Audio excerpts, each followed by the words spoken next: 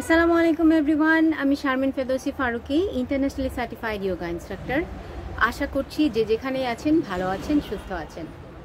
শীতের শুরুতে আমরা যেই সমস্যাটা সবাই ফেস করে থাকি সেটা আর কিছুই নয়, শুধু বডি পেইন, জয়েন্টে পেইন আর আলসেমি তো আছেই। তো আজকে সেই পেইন থেকে কিভাবে আমরা মুক্তি দিতে পারি নিজেদেরকে, কিভাবে আলসেমি ভাবটা দূর করতে পারি, সেটাই আপনাদেরকে শেয়ার করব।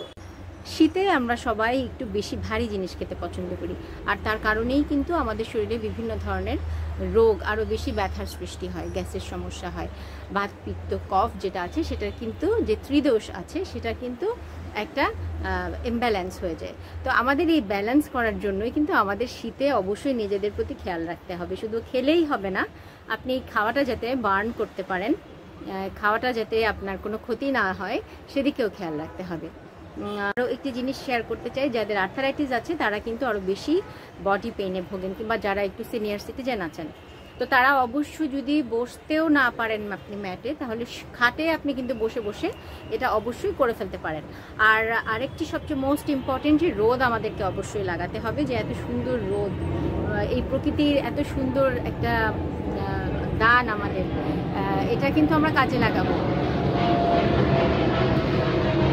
এবং এই যে রোদের মাধ্যমে কিন্তু আমরা সবাই জানি আমাদের ম্যাক্সিমাম মেয়েদের ভিটামিন, ছেলেও, মেয়ে শুধু না, ছেলেও বলবো, বাচ্চা থেকে শুরু করে সবারই এখন একই প্রবলেম, যে ভিটামিন ডি এর ডেফিসিয়েন্সি হয়, B12 এর ডেফিসিয়েন্সি হয়। তো এই জিনিসগুলো যাতে আমাদের না হয় সেজন্য কিন্তু আমরা এই রোদে থাকবো, এবং রোদে 5-10 মিনিট থাকবো না, 1 ঘন্টা থাকবো। 1 ঘন্টা থেকে আমাদের পুরো শরীরকে একদম ব্যথামুক্ত করব, এবং ভিটামিন ডি আমাদের শরীরে পর্যাপ্ত পরিমাণে তাহলে নিয়ন্ত্রণে থাকবে এবং ঠিক থাকবে।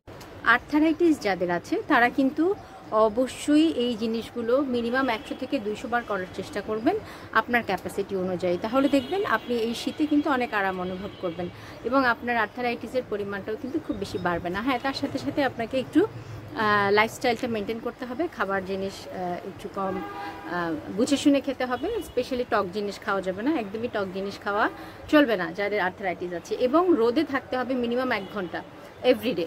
10-15 মিনিটে কিন্তু আসলে কোনো কাজ হবে না। যখনই রোদটা পাবেন তখনই কিন্তু এটাকে ইউটিলাইজ করে নেবেন। রোদের যে উপকারিতাটা সেটা কিন্তু আমাদের শরীরে নিতে হবে, তাহলে কিন্তু আমরা আমাদের শরীরের এই ডেফিসিয়েন্সি থেকে রক্ষা পাবো, এবং ব্যথা থেকে, জয়েন্ট পেইন থেকে অনেক অংশেই মুক্তি পাবো।